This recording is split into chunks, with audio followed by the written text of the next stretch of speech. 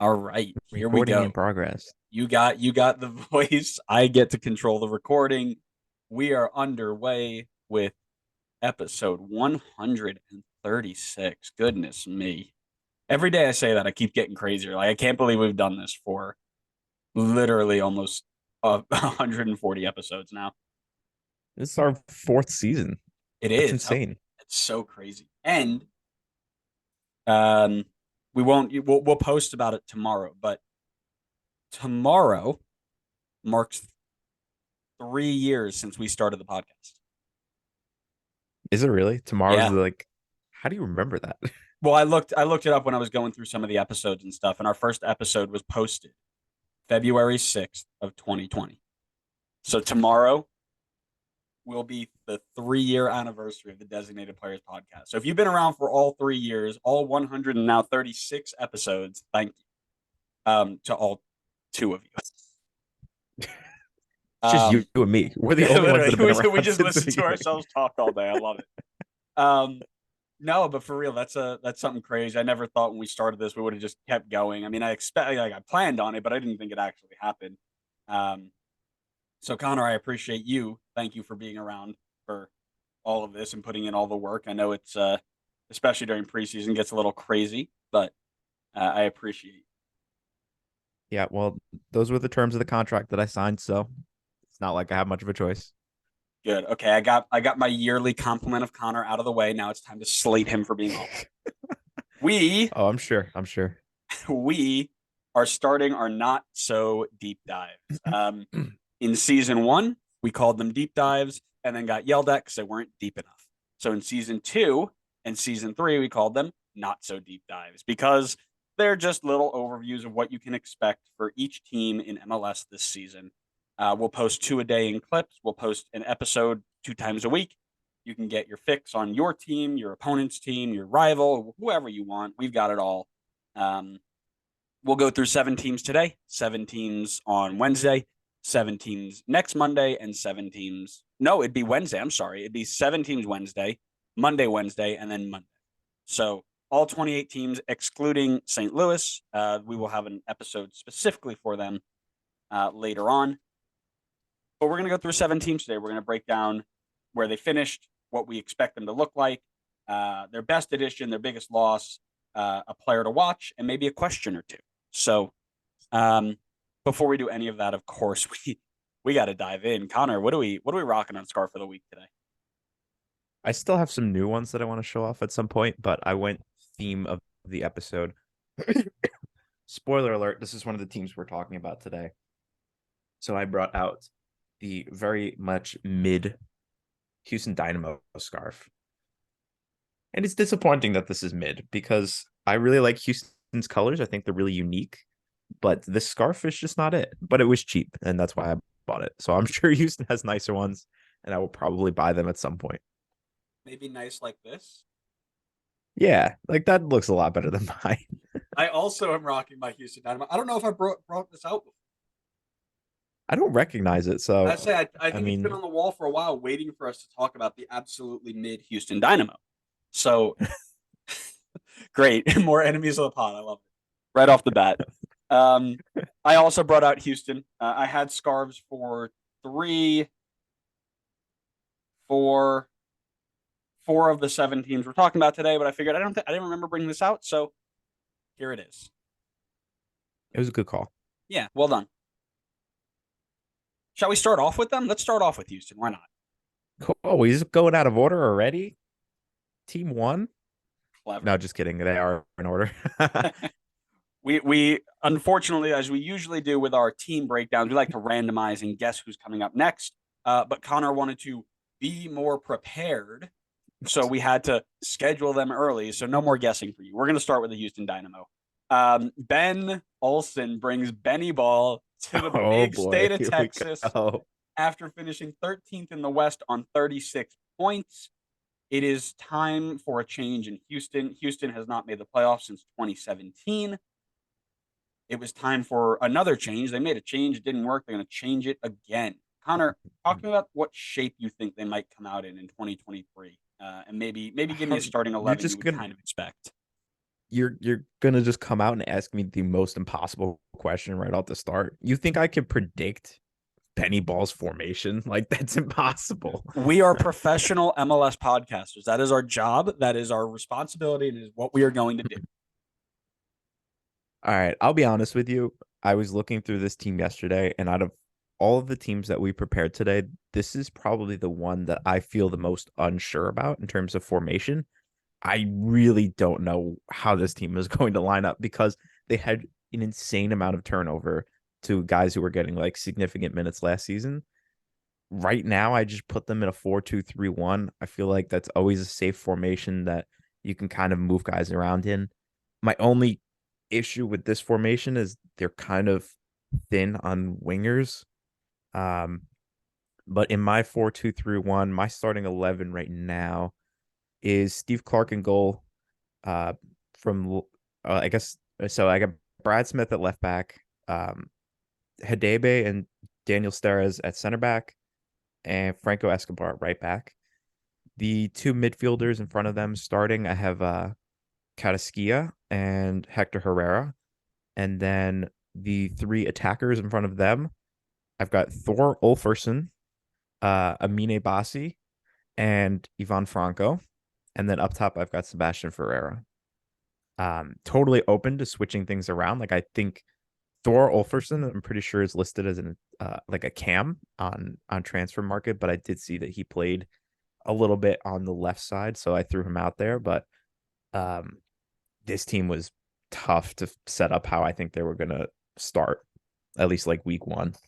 Yeah, this was the second hardest for me. I think there's another team that had so many different options, and we'll talk about them. I also had him in 4-2-3-1. I went back to Ben Olsen's last year in DC. 4-2-3-1 seemed to be his preferred shape, so I assumed that he would go with it here. My back four was the same, including the goalkeeper. I put Artur in for Carrasquilla. I just think he's a better holding mid next to Herrera, who can then turn into more of a 6-8 and go forward. I think you'd more likely see Herrera and Carrasquilla rotate than Artur and Carrasquilla. But my three in front of them, Ivan Franco, Bassi as a cam, and then I got Corey Baird as well.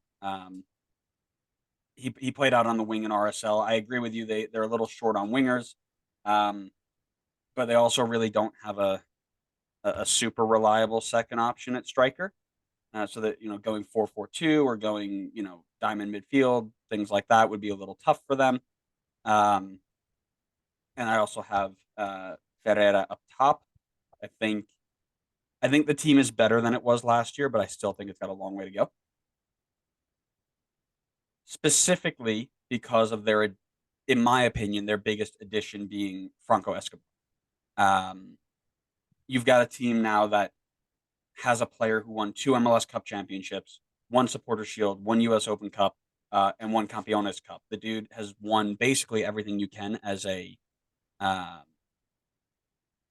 as an MLS player, and I think that translates well to Houston. Maybe more of a hope than a think, but definitely excited to see how that works. Yeah, I mean, listen, I know Franco Escobar better than probably most other MLS fans because I got to watch him for a few seasons, and he is, I would say, incredibly underrated. I think he brings a lot to the back line, especially defensively. I think he's really solid. He's versatile. You can slide him in at center back if you need to, because right now they are very, very thin at center back. Um, but he can also start on the right for you. And if he starts out on the right, they have I would say a pretty strong back line. Definitely not the best. You could definitely improve, but it's definitely a strong back line. My top signing for them, I'm going to go Ivan Franco. I think he showed some good promise in Paraguay before he moved over here. Um, I think he can be that guy that's like that young South American to kind of raise his level here in MLS and then potentially get a move somewhere else. I think it's going to be somewhat tough with this Houston team that looks okay on paper. But I really look back to his season when he was only 18 years old and he made 37 starts for Libertad in Paraguay, and he had 11 goals and 5 assists, which is insanely good output for someone who's 18. So I think if he can kind of find that form again here in Houston, I think he could be an immense signing for them. Yeah, absolutely agree. One thing I'm taking note of here is the youth of this team. This looks like a very Red Bull team. The majority of their big players are sub 24. I mean, you got Herrera in there who's 32, Bossie's 25, and then you got Corey Barrett at 23 and Achara at 25. Everybody else is sub 22 in the as you move forward. Got Esquija's at 24 and Artur's 26. I mean, your backline's a little bit older, but yeah, this is a super young team. So that's something to keep in mind, and that's why I think Escobar's also a really good addition because it gives a little bit of veteran leadership as well. But they also did lose a lot. You mentioned the turnover. Fafa Picault, their top scorer in 2021, their third top scorer in 2022. One of the really lone bright spots in this Houston attack. It's going to be tough to replace him, I think. Franco is probably going to be close to it, but we know that transition between MLS and other clubs and other leagues is tough. So taking a guy who scored 20 something goals over 2 years and replacing him with young, promising potential is good on paper. But if it doesn't translate, you're looking at another tough year. Yeah, I mean, I'm looking at this list of players. I think out of the teams that we're talking about today, Houston has lost the most. And I'm not saying that that's the wrong direction for them to go. I mean, the team wasn't doing well, and I think it's good that they're turning that over and trying something new. But I mean, they lost a lot of guys that were in and around that squad last season, like Darwin Soren, Fafa Picault, Tim Parker, Darwin Quintero, Memo Rodriguez, Zeka, Matthias Vera, Adam Lundqvist. I mean, that's a lot of players that not only were in the squad last year, but have been with the team for years. So that's a lot of turnover. It's going to take some time for this team to gel. Um, are we still planning to talk about biggest loss? That was my biggest loss. So I'm hoping to know what your Okay. biggest loss is. Yeah, I was also going to go Fafa Pico. I think considering how thin they are on the wings and the output that he was able to produce for a weak Houston team, I think it's going to, like you said, be really tough to replace his output. Yeah, absolutely. I'm really, really interested to see how Amine Bassi translates into this team. He's my player to watch. Um, the last time Houston had a person who was playing as a true number 10, like a Sasha question, just get the ball and set up the striker, get the ball, set up the striker. Um, I'll let you guess. Do you know who the last person to fill that role was for them properly For Houston or for Red Bull? for Houston? In the number 10 spot? Yep. This is testing your ball knowledge here. We'll see. We'll see how you do. I I'll can give you a really only hint. think of 2018. 2018. thinking of like Houston wingers, and I'm blanking on who they had in the middle. I don't know. I can't think of it right now. Tomas Martinez. Nah, I never would have guessed that. Yeah. So Tomas Martinez in 2018 was the last time that they played with a true Oh, number. yes. Okay. I Yeah. had no idea I didn't know you said Tomas. I could not hear that at all. I thought you said like Umas Martinez. I was like, nope, never heard of him. Check your Okay, ears, I know who you're bro. talking about now. It's Tomas, clicking. yeah, Tomas Martinez was the last time that they had a true number 10 in this team. They haven't made the playoffs since 2017. Is there a direct correlation there? I mean, come I on, don't know. right?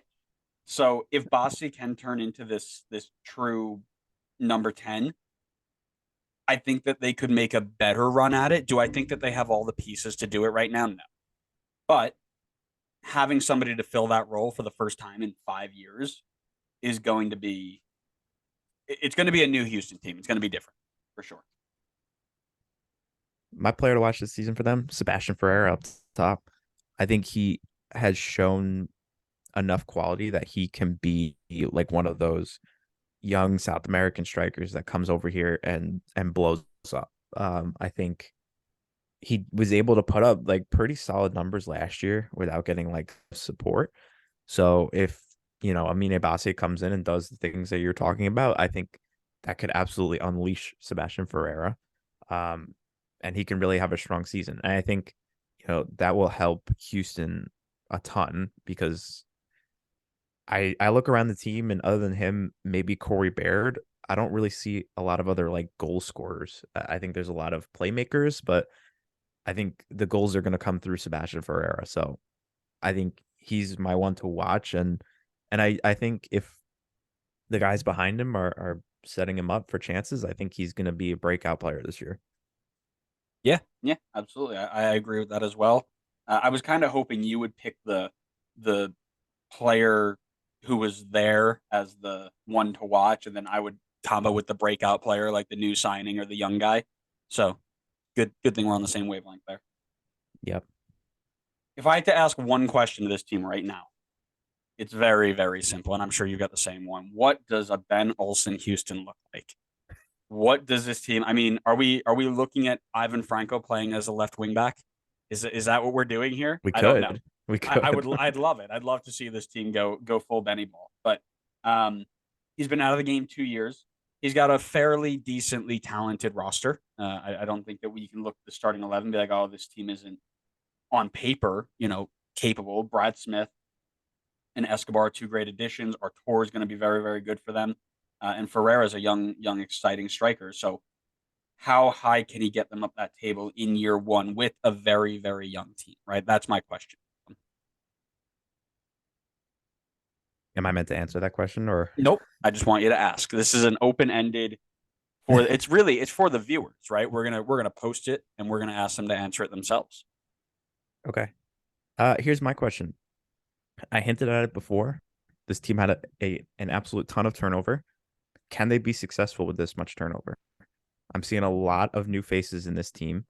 I mean, right now in my starting 11, I have 4 new players slotted in there with Bassi, Franco, Smith, and Escobar.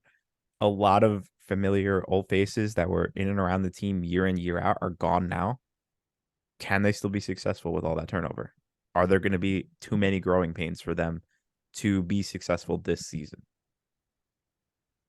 Yeah, I agree. Let's go and move on then to our next team up north, in CF Montreal. Hernan Losada in his first year as CF Montreal manager. Excuse me, my puppy is losing her mind. She has something to say. Let her talk. She's saying, "I've got a ball." Jesus Christ. All right, great. Relax. Hernan Losada takes CF Montreal in his first year in charge after they finished second in the East with 65 points. I'll take the predicted 11 for you so you don't have to complain about it this time. At DC, when he was there, Losada loved this 3-back, 5-back shape, so I'm going to try and mimic that a little bit. I've got him in a 3-4-1-2 with Pontemis in goal, Miller, Waterman, and Camacho in the back three, just like last year. Aaron Herrera, Victor Wanyama, Sam Piet, and Lassi Lapalainen in the 4. Then I've got Ahmed Hamdi in the attacking mid-10 role with Giotto and Mason Toy up top.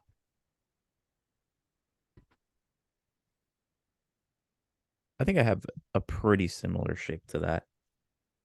Um, I've got 5 at the back. I went for a 5-3-2.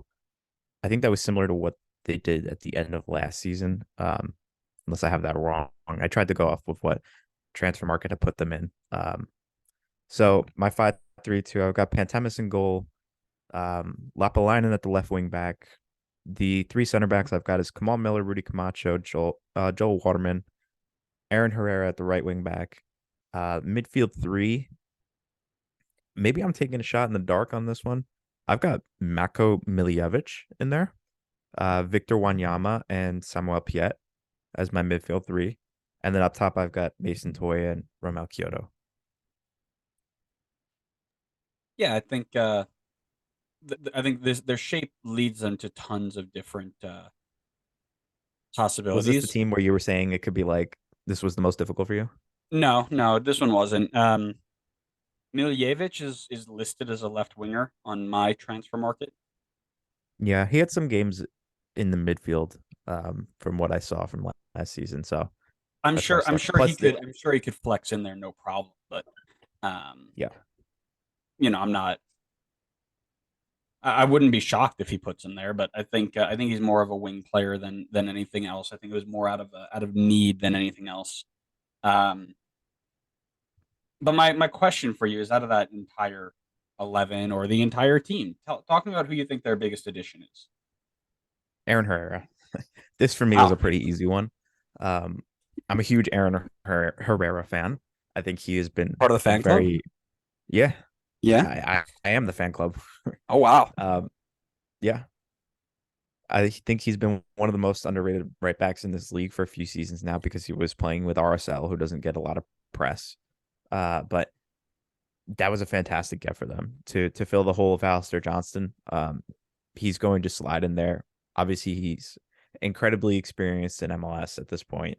Um, he's had great numbers for multiple seasons now. He's going to fill that hole easily. It's a great get for them. Yeah, I agree 100%. That's also my pick.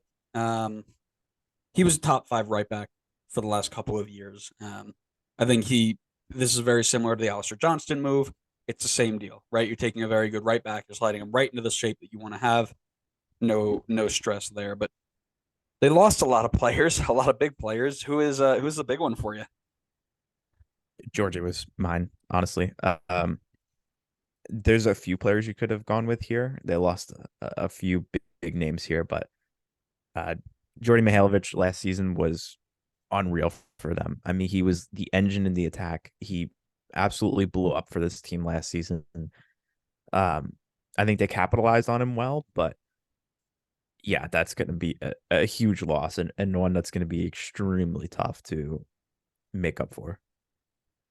He was also mine. Funny enough, you could talk about Ismail Kone being I won't say a loss for the future, um, but I think if you much like Tyler Adams, you keep him one more year and you get a lot more out of him. Um, Jordan Mihailovic was only their second leading goal scorer. I mean, Kyoto had more, but um, it was the stuff he did off the ball, setting other players up. That really turned him into the dangerous piece in this team. I mean, you saw when he went out and got hurt, it was kind of like a what now, right? They Mm. went through a span of a couple games where he was just you could tell how much they missed him. Um, who are you watching this year? This one's pretty specific to my starting 11. Assuming Miljevic gets the start, he's my one to watch this season. I think he's got some good potential.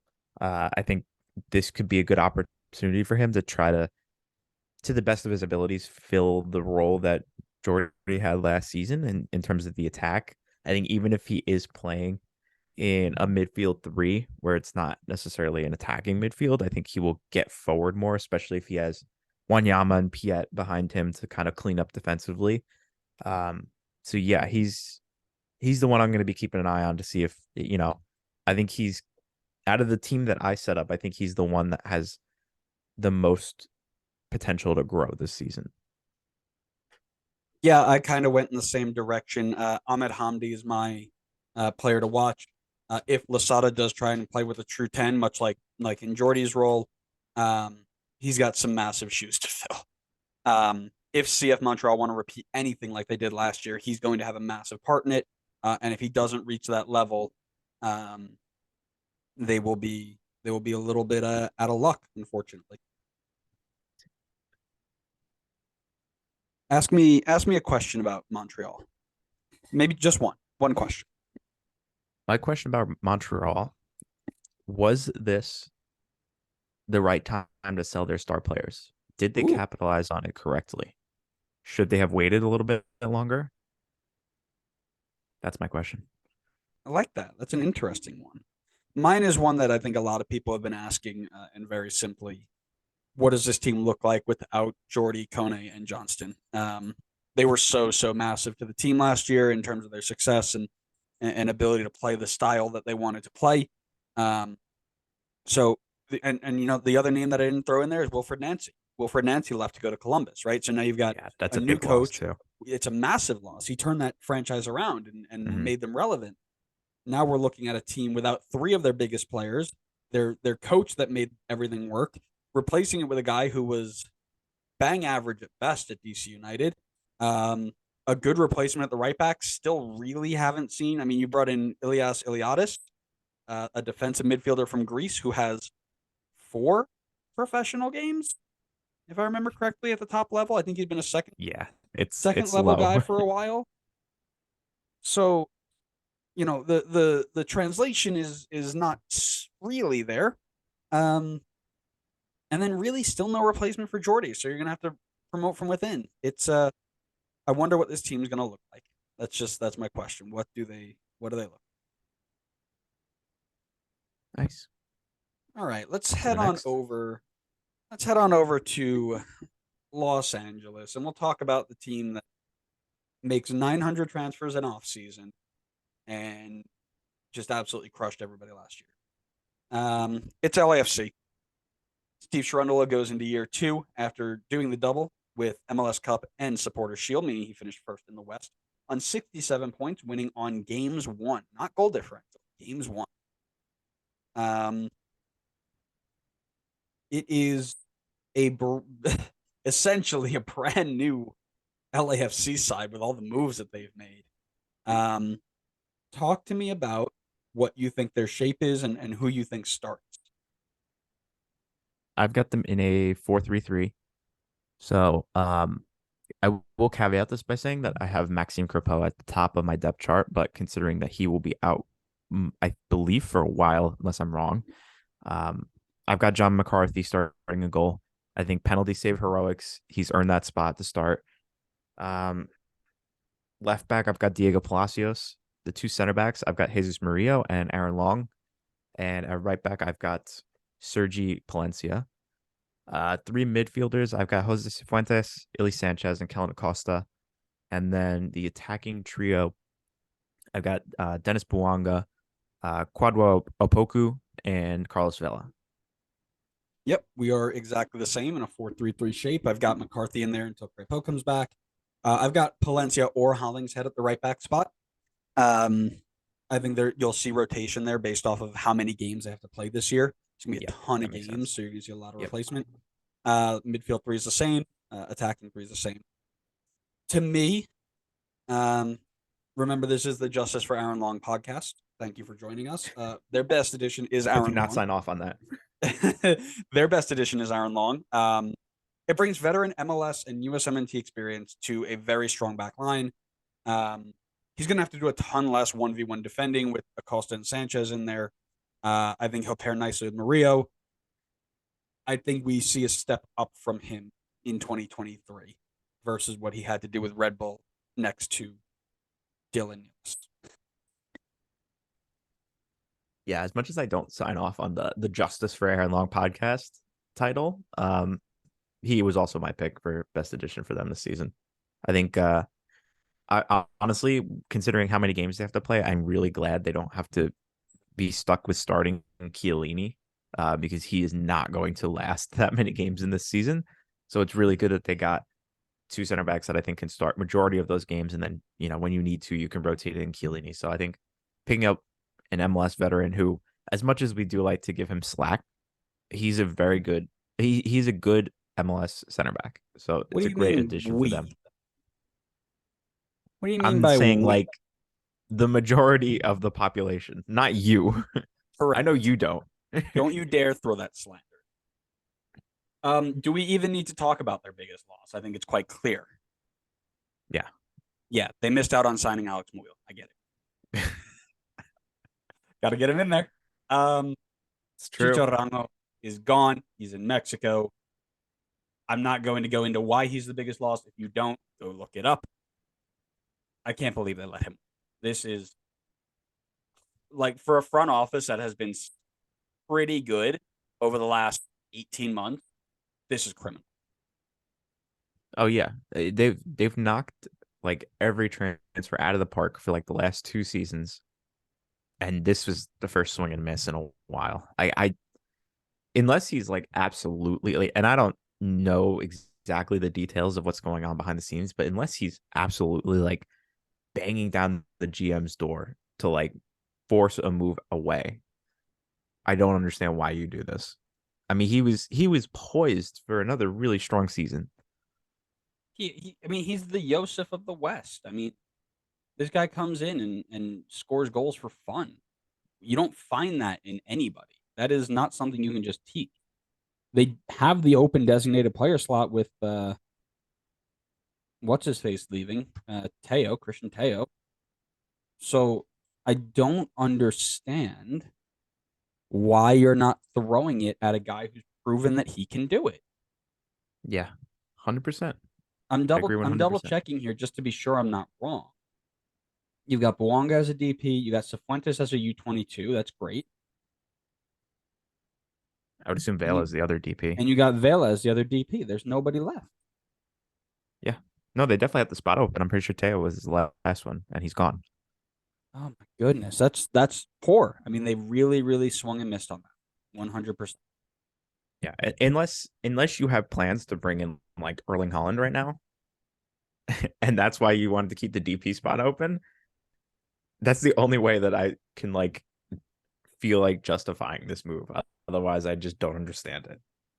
I mean, maybe LAFC fans can give us some more insight on what was going on there. Yeah. Um, the guy I'm watching though, Stipe Buik, as soon as they signed him, there was just hype everywhere. And I don't know if it was Daddy Don at MLS.com or MLSsoccer.com saying post all about everything LAFC does ever because they're my favorite team ever and I need to make sure that they win everything. Or if it's real. Um, at 20 years old, he looks like he's primed to be the next wave of Croatian talent, which, as we've seen, is very impressive after going to the World Cup final in 2018 and now the World Cup third place game in 2022. They are talking about this guy being, I mean, unbelievable. He's got 10 appearances and 2 goals for the U21 team in Croatia, 15 appearances at 20 years old with a goal and 2 assists in the Croatian league for Hajduk Split. Great name. Scored a goal in a Europa League qualifier, probably against Barcelona. Frauds. Sorry, I'm still angry about the Julian Araujo transfer. At 20 years old, he's already listed at having 67 professional appearances, 6 goals, 8 assists. I think he fits in well learning under Vela. He's not a direct replacement for Aranjo, but one of the starting players, probably Opoku, right, as we said, is going to end up being a number 9, which means he's going to get his number called, especially with all the games that they're going to play. He's going to get minutes in MLS. He's going to get minutes in U.S. Open Cup because they're going to focus on Campeones Cup. They're going to focus on uh, Champions League. They're going to focus on all the big ones. So he's going to get his time. And if they want to repeat being the best of the best against everybody, he's going to have to really step up and perform. That's a good shout. Definitely some massive potential there. My one to watch for this season, John McCarthy. I really want to see how he can fill the shoes for Kerpo while he's out. I think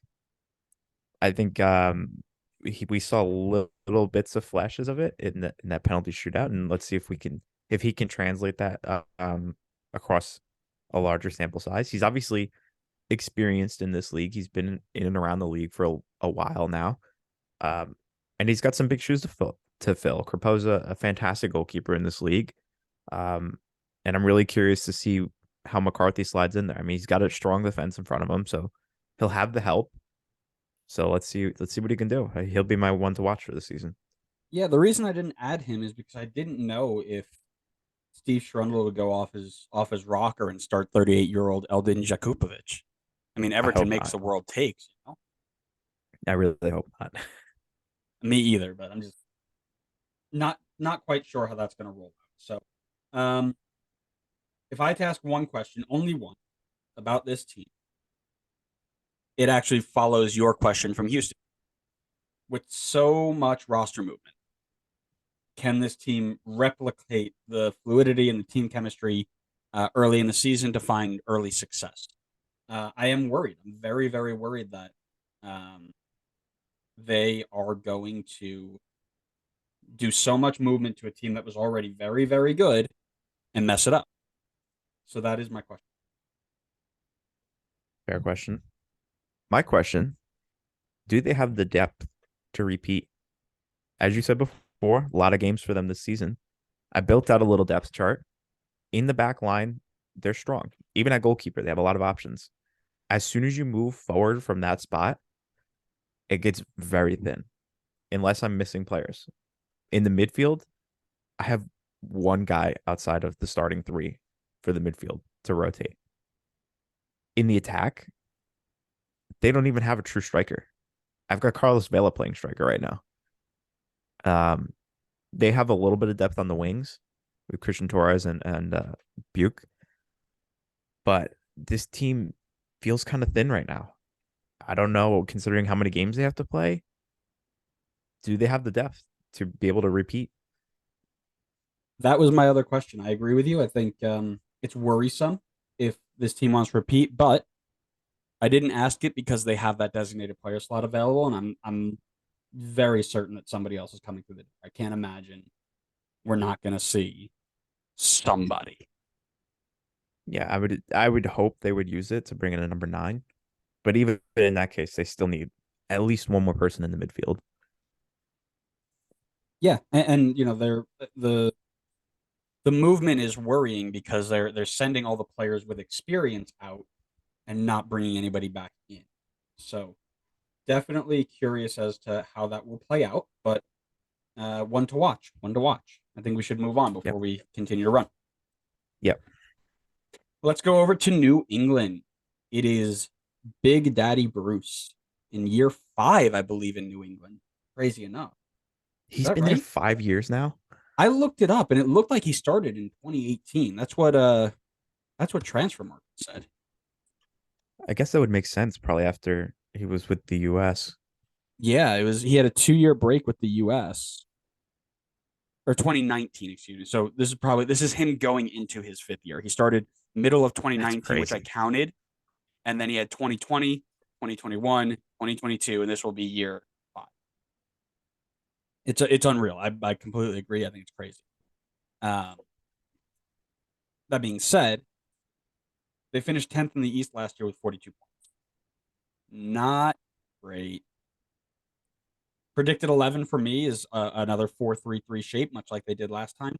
Um, I've got Petrovic in goal. I've got Brandon By, Dave Romney, Henry Kessler, and DeJuan Jones in a back 4, with Latif Blessing, Carlos Heel, and Matt Polster in kind of like a inverted triangle,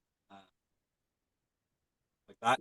So down here is Polster, and then over here and here are Heel and um, Blessing. And then I've got Barrero, Vrioni, and Gustavo Bo in a front 3. I have Bo playing out as like a right winger because there's not enough depth to be a 2 striker center mid thing. Um, it's there's a lot going on with this team, but I think if you're going to get them all there, I think you have to get a. I think you have to play Bo as a winger. Who was the other winger again? Barrero, Dylan Barrero, the Colombian. Gotcha.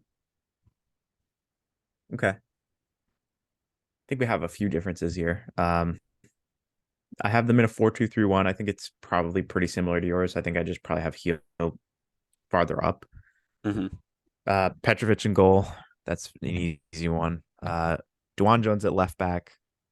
Center back, honestly, put any of the 2 out of the 3 in at starters. I just kept Kessler and Farrell considering they had the chemistry, but by all means, would not be surprised in the slightest if one of them swaps out for Dave Romney, because Romney has been fantastic. Brandon By right back. 2 midfielders in front of them. I got Matt Polster, and then I got Maciel. And then the attacking trio in front of them. I've got Gustavo Bo, I've got Carlos Heel, and I also have Nacho Heel. I think they looked like they were playing Nacho Heel a decent amount last season. And then up top, I have Giacomo Veroni. Yeah, same. 4-3-3, 4-2-3-1. It's a similar look. Um, I won't spoil my question. That goes to a question that I have. Okay. My best addition for them is Dave Romney. This backline was awful when you had to play Omar Gonzalez.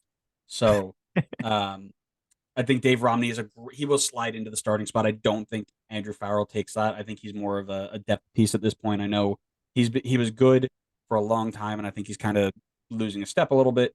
So I think Dave Romney's a good step up above him, and that will allow them to be deeper at that spot versus having to rely on Omar Gonzalez for 20 games a season. The disrespect to Bobby Wood, I will not be having it. Bobby Wood is the best addition to this team. Wrong. You tell me Bobby Wood's getting more than 15 starts this season. Obviously, it's Dave Romney. Relax. I won't have it. No, you pick Bobby Wood so I can yell it. Bobby Wood might be behind Josie still in the depth chart. Let's be honest. Exactly. That's why you pick it. You need to yell it. Dave Romney. I gave you a compliment. Now you let me yell it. Dave Romney is obviously the best addition on this team. He's a fantastic center back. He put up very, very good numbers in Nashville, and gives them options at the center back spot in case, if someone goes down or if they want to rotate, if someone's in bad form. So, yeah, definitely a great addition for them. Biggest loss for me, there was not a single person on that list that was like, oh my God, how are they going to replace him? Wilfred Kaptoum made the most appearances, so I picked him. Yeah, that's exactly what I did too. Yeah, and that's a good sign for them. They're bringing back a lot of players that have the ability, and they've strengthened in certain areas. So, I think a full year of Rioni is going to be very good. He came in after Bo left and kind of never hit the ground running. I think he had a goal in like 7 appearances. So, excited to see what he can do. But now I think they're stronger this year. My player to watch, I think, is probably close to yours as well. Noel Buck. There are lots of rumors flying around that this guy is going to make significant first team minutes, and that he is going to shine while he does so. So I'd be interested to see how he fits into this side already. My one to watch is actually Rioni. I want to see full season. Now he's got an off season to kind of build some chemistry with this team. We know what this attack is capable of with Heel and Gustavo Bo. If Rioni can get scoring, this attack can be lethal in this league. So I think he has the potential to be a breakout player this season, and he'll definitely be my one to watch. I agree. My one question, and this kind of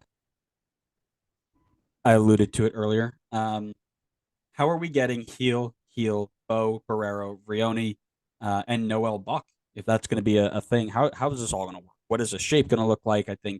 I don't think Gustavo Bo is an effective right winger or a left winger, whatever side he decides to play on. He's much better up top with another striker next to him, but they don't really have the depth to support that. So what is this going to look like? Yeah, that's a fair question. They got a lot of attacking options. My question is, do they have the roster to repeat what they accomplished 2 seasons ago? Obviously, 2 seasons ago was a massive season for them, and then last year it kind of fell off. Have they built this roster strong enough and deep enough that they can repeat what they were able to accomplish 2 seasons ago? I'm going to say no, but that's just my. It's an open-ended question, so I don't care what your response is. That's good. Well, I'm glad that you can now help me move on to enemies of the pod, FC Cincinnati. Oh boy. Pat Noonan goes into year 2 after finishing 5th in the East, making the playoffs for the first time on 49 points. And for now, keeping hold of a lot of their big players. What do you think their shape would be coming out? So I don't know 100% sure if this is what they played last season, but I think this is what they had at least towards the end of it. I've got them in a 5-2-1-2. So I've got Celentano in goal. I've got Barriel at the left wing back spot. Three center backs. I've got Miazga, Hagland, and Mosquera. And then at the right wing back, I've got Alvis Powell. The two midfielders, I've got Nwobodo, and I've got Marco Angulo. Cam, obviously Lucci, and then up top, obviously Vasquez and Brenner. Yeah. I got him in a 3-5-2. That can change into something like that. So Celentano, Hagland, Miazga, and I've got Joey Akpunonu. Apologies for butchering that name. He's the GA signing out of oh gosh, where'd he come from? Hold please. I want to say Indiana again, but I don't think it was. Anyways, I'll get to that in a second. Um, I've got Powell and Was Barreal that a on the Bowling wings with Green? Bowling Green. That's right. Yes. Uh, and I'll elaborate later. Um, Powell and Barreal on the wings with Nwobodo, Angulo, and Acosta in the midfield three with Vasquez and Bernero. And So again, we just differed on the one Acosta, center back spot. yeah, Acosta can jump forward. He can um, play as a 5-2-1-2, 3-4-1-2. Whatever you want to make it. Um, that's really up to the style of play, right? Tell me about what you think their biggest addition was. They didn't make many. Marco Angulo. I don't think that they were bad in the midfield. Honestly, I think they could have been fine if they left it. They have other options to fill that spot, like Junior Moreno or Yuya Kubo. But I think adding him, partnering him with Nwobodo, is a really strong midfield partnership. I think they've really built the spine of the team really well. Um, but yeah, like you said, there's really not a lot, too many options to go with in terms of new signings. Yep, I had him too. I think he's on the verge of being like the next big Ecuadorian star from what I was reading. Um, I think he slides next to Nwobodo very well. Midfield going to be very strong. Obviously, still have a bit of questions in that back line, but we'll answer those as we get to them. Uh, talk to me about their biggest loss. Again, not too many to write home about. Yeah, honestly, there's not really like any names that are jumping out to me. I just went with Ronald Matarita. I just think that he brings a lot to the attack and would work well with a wingback role. So I feel like he could have slid into that left wingback spot pretty well, considering they don't have like a true left wingback. Barrial's more like a winger that's kind of playing there, I think. So I think Matarita could have at least provided some competition there, or given them some options if they want to move Barrial somewhere else. But yeah, like I said, I don't think they really lost a ton. I have a feeling I think I know who you're gonna pick here. Who do you think I'm going to pick? I think you're gonna go Zico Bailey. No, no. Yeah. I also went with Ronald Matarita. I was going to go with Jeff Cameron for the memes, but um, Matarita was their out and out whenever he was healthy. Was their starting left back, left wing back. He had good ability on both sides of the ball. Um, I agree with you. I think Barreal is okay going forward. I'm not quite sure how he is on the defensive end. I think it'll be tough for them to replace. I think you'll see a lot more if Barreal is not working on the defensive end of the ball. I think you see a lot more Powell and Ray Gaddis on both sides. But um, yeah, talk to me about your breakout player. My one to watch this season, Matt Miazga. Small sample size Ooh, last year. This is the spot in the team where they needed to improve. I want to see what a full season of Matt Miazga can do for them. I think he has the potential to really solidify this back line for FCC. And we already know what the attack is capable of. So I think he can be a huge difference maker for this team if he can come in there and just lock down the back line. Obviously, it's going to take more than just Miazga, but I think He's got experience in the league already, successful experience as well. And I think that a full season plus an off season can be very helpful for him to really make that difference for them.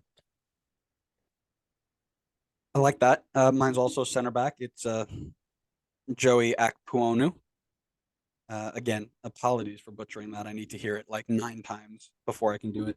Um, he's a center back who came out of the Generation Adidas class, Bowling Green, as we mentioned. FCC had really good results with that. Last year, they drafted this goalkeeper out of the Generation Adidas class from Indiana, and he's pretty freaking good. Romain Celatano. Their center back depth isn't great, so it wouldn't shock me if he slides in and performs, especially if they go with a 3-back. If he comes in right from the start and is one of those guys who's kind of just thrown into the fire and let's see how you do. So that's one I'm watching just kind of from afar. Ask me some questions. Yep. All right. My question for FCC, was last season a fluke or are they actually legit? My question for FCC, was last season a flash in the pan or FCC the real deal? Are you looking at my notes? I think I had these prepped for you, so I don't know about that one. I definitely didn't. I did them this morning. Yeah, like I said, that's the thing, right? We have this concept of FCC always being FCC, and they finally broke that this year. And now it's time to figure out whether this is legit and this is where they're going to go. Pat Noonan's the guy, or did they just have one really good year and now they're going to try something new and kind of fall apart? That we shall see. Yeah, but we move on. I think that they're legit. Just to throw in my input, I think they're legit. Didn't ask, don't care, but I agree. Let's move on. Yeah. I'm looking at a Colorado Rapids team here that's got a lot of changes. So let's talk about it. Robin Fraser in year 5, going in after finishing 10th in the West on 43 points, missing the playoffs after topping the West in 2021. In terms of predicted shape here, I'm looking at a 4-2-3-1. Not something they played last year very often, but this is the best way I can project their lineup, and we'll talk about why in a little bit. I got, unfortunately, William Yarbrough in goal for now. I know they're looking at other people, but that's where we're stuck with. Keegan Rosenberry, Lalas Abubakar, Andres Maxo, and Gershbach at the left back spot, the new Australian signing. The 2 center mids in front of them, Price and Ronan. In front of them, I got Jordan Lewis. I've got Cole Bassett, and then I've got either Galvan or Barrios. I think there's going to be a lot of rotation at that spot. None of them have really done enough to hold it down last season. And of course, Diego Rubio up top. Man, you really must have been looking at my notes, honestly. Yeah, I have the same shape and I basically have the exact same team. The only thing that I did, and I flipped them, but I had Bassett deeper than Ronan or Ronan. But honestly, you could probably flip them either way. And then I had. You think what? I was gonna say I think Ronan's a bit deeper. I think he's more of a 6'8", 8'10" than Bassett, who's just a pure number 10. But I agree with you. I think you could go that's fair. Either way. I think you could swap them. Yeah. Yeah, I think you could go either way. And then I had Barrios as my starter on the right wing. Or whatever wing. Yeah. I said for me, their best position right now, or addition, excuse me, is Andres Maxo. I love this signing. He's the captain of Brøndby's team for the last couple of years. He comes into a very back line, and he will steady the ship, much like Gabrielson in Austin. I really, really like this. I think it's a great starting point and focal point to move forward. You're looking at a guy who is only 28 years old. He's got a lot of good years ahead of him, so you can build around. Yep, that's who I had as well as my best addition. I think their transfers have been kind of hit or miss this offseason, but this one was definitely a hit for me. And it's odd because it's a position that I don't think that they were like in desperate need of. I think they have decent center backs, but certainly doesn't hurt to upgrade there. So Um, listen, when you go from first to nearly worst, um, you have to make really, really important changes. I mean, we can look at this 2022 year for them. They gave up 57 goals. The only team that in their conference that gave up more was San Jose. They were joint with Vancouver, and that's just in the Western Conference. We won't go anywhere further, but you can't. That's not sustainable. You can't ship 60 goals a season. Think you're gonna be successful. Uh,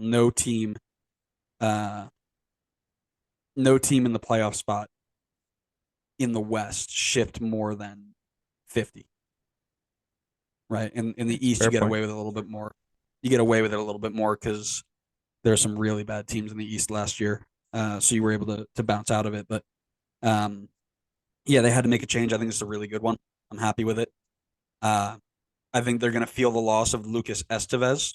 I think that's probably their biggest loss. They've got Colorado wasn't great last year, but most of the good that you would see in their play style came through him at some point.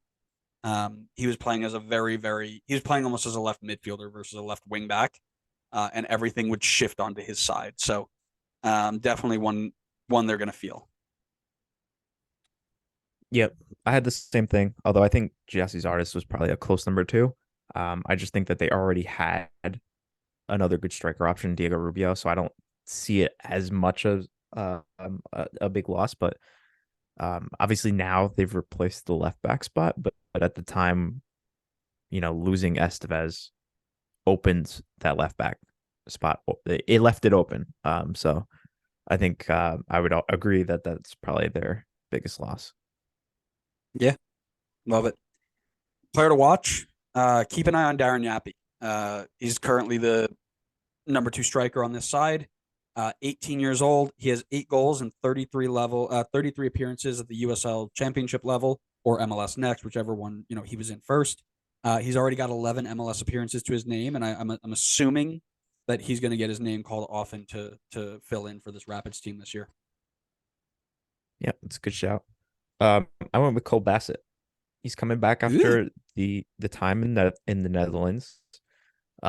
Seems like we both have him sliding right back into a starting spot. I want to see if he's able to rekindle that form that he had in MLS before he made the move, or has that move kind of shattered his confidence and we're not going to see the same Cole Bassett anymore.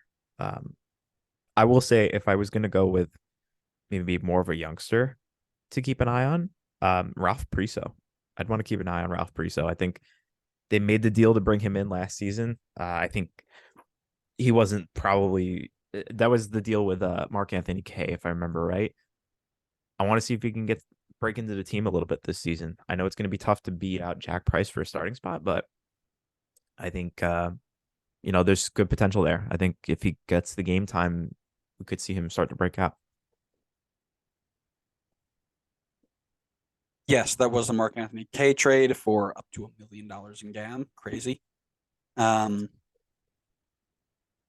question for me. I mentioned that there was a team that was very hard to figure out what shape they were going to be in and who was going to play. It was this team. In 2022, they tried over 10 different formations, and I struggled to find a time where they used the same formation 5 times in a row. I mean, consistently changing shape, roles, responsibilities, personnel. You can't be successful that way. So, can Robin Fraser find one solid formation, stick with it, and teach it? Right? If you do too much tweaking and too much over coaching, you're going to confuse your players and they're not going to perform well, as we saw. So, can they find a consistent and successful shape? Is my question.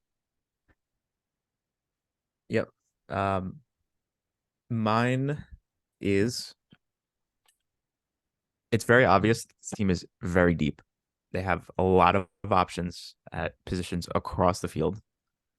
But my question is, do they have the star power to be competing at the top level for Supporter Shield, for MLS Cup? Do they need a star? Ooh. Red Bull 2018 says no, you do not. 2018 was a whole different MLS. Eh, you might say that. You might get disagreed with. There was no Lorenzo Insigne in 2018. Who? Lloyd Sam Clear. Insigne. All right, let's go on to our final team here. We go to another club in the big state of Texas. We're going to Austin. Josh Wolf enters year 3 after finishing second in the West with 56 points, making the playoffs, having a phenomenal year down south. Talk to me about what you think their shape and their personnel looks like. I've got him in a 4-2-3-1. I've had this for like most teams. It's kind of boring. I kind of wish I would just go like something insanely out of the box. Go like 5-4-1. Yeah, go like the Thiago Motta, where I think at some point he wanted to have 7 midfielders. 2-7-2. Yeah. So yeah, that was an interesting. But I think he was changed. We'll talk about that later. I think that's different. I've got Stuver in goal. I've got Kolmanich at left back, Vaisanen and Cascante at center back, and Nick Lima at right back. In the midfield too, I've got Daniel Pereira and Alex Ring. Attacking trio behind the striker, I've got Diego Fagundes, Sebastian Gerisi, and Emiliano Rigoni. And then up top, I've got Giassi Zardes. Same shape for me. 4-3-3, 4-2-3-1. We talked about it. I can't believe you didn't put Adam Lundqvist in there after slandering me every time I didn't put him in. And now you're just going to leave him out for What do you mean? Kolmanich? What do you mean every time you didn't put him in? Put him in what? Every time I would slander him or not put him in a team, you're like, oh, how can you forget him? He doesn't deserve to be slandered, but you don't what? You don't pay $500K GAM for somebody to sit on your bench. So he's starting. Everybody else I have in the same spot. So good job. Talking about their best edition. Honestly, I think it's a little bit up in the air. It's between two people for me. But I will go with Giassi Zardes. I think he is a fantastic get at the striker spot, whereas probably the one position where they could have improved based on the team last year, just without assuming, the departure of like Gabrielson. But I think that's a fantastic get. Someone who's extremely experienced in the league, consistent goal scorer. He's got tons of people behind him who are going to create chances for him. Diego Fagundes was one of the top assisters last season. I think this takes Austin to like even a next level, even after they had a super strong season last year. Yep, that's mine as well. I mean, you don't take a team that's good or that is that successful in the year before, add a MLS and USMNT level striker, and see them get worse. So, going to be fun to watch these guys this year. I think Zardes is finally going to have somebody to feed him and feed him and feed him. So hopefully he can turn that into something. Biggest loss. That was an easy one for me. Ruben Gabrielson. Yep. I know that they replaced him, and I think they replaced him well, but at the time when he left, that was a huge glaring hole for them. So the thing I'll say about that is Austin found so much success early on because of him. I think they got lucky with how easily he transitioned into this league. That doesn't usually happen. I don't know if lightning strikes twice, so I like that they went out and they got Vaisanen, but I don't know if it's going to happen twice and he's just going to step in and just perfect, So that's my biggest, not my biggest question, but that's a question for me. Talk to me about player to watch. I'm going to keep an eye on Emiliano Rigoni this season. I think I want to say it's another situation where he'll have a full off season and now hopefully a full season under his belt. Could potentially be the last key piece to add into the attack. I mean, if he's firing, then this attack is insanely lethal. I mean, Diego Fagundes, Sebastian Gerisi, and Giassi Zardes to aid in the attack as well. if Ragoni's firing this attack, I can't see any defense stopping this attack this season. Again, I was looking more for a young guy to watch. And I saw some names: Charlie Asensio in the back line, CJ Fadri as a striker, both kind of first, second year guys. I think the most likely for a true quote unquote breakout year, you might see Kip Keller slide into a starting 11 here if somebody gets hurt or if Vicenen doesn't pan out, and turn himself into a top 10 MLS center back. I mean, you saw what Sean Nealis did after his first, I'll call it his rookie year, but like the first year that he actually got real minutes, he was shaky. Then his second year, he came back and we were all in agreement he was a top 10 center back last year, or 2021 maybe. Kip Keller came in and had a quiet but okay first year. This second year might be something crazy. It looks like it's going to be tough for young guys to break into this team. And that's what I said. I don't see anybody with the talent that they have. I don't see anybody really being a proper, breakout star. Ben Bender starting for Charlotte and tearing it up. Blah blah blah. I don't see that happening. But yeah, if I had to predict one, I'd say Kip Keller getting in there is more likely than Charlie Asensio winning the left back spot over Adam Lundqvist, or CJ Fadri knocking out Giassi's Artis and Maximiliano Rudy to take a starting spot there. Like if I had to guess. Yep. What's your question? All right. Oh, you want me to ask the question? Yeah. Okay. Go ahead. What's your question? Right. That's crazy. I wasn't ready for that. Same thing from FCC. Was last year the real deal or just a flash in the pan? Okay. My question. Real deal. Is this Austin team the favorite right now to win Supporter Shield? Ooh. Okay. It's a tough question. There's some other good teams. Yeah, I like that. That's a unique one. That's good. This team looks good on paper. It's they're 100% in the running. I just don't know if they're the favorite. Yep. Well, we'll let people think on that as we sit here and prepare for the next episode that comes up. Thanks so much, everybody, for listening to episode 136 of the Designated Players Podcast. We hope you enjoyed it.